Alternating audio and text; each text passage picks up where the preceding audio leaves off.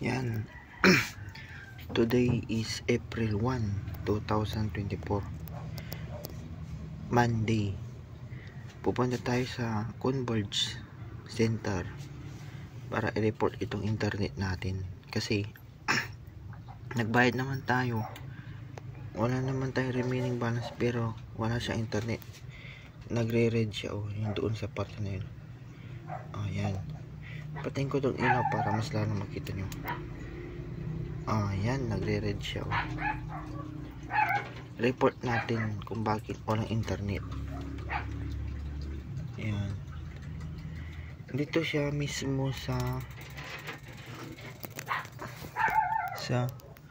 loss.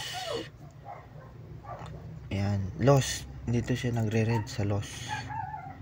Ano kaya ibig sabihin to? Kaya i-report natin. Sana maayos agad. Ayan. Thank you.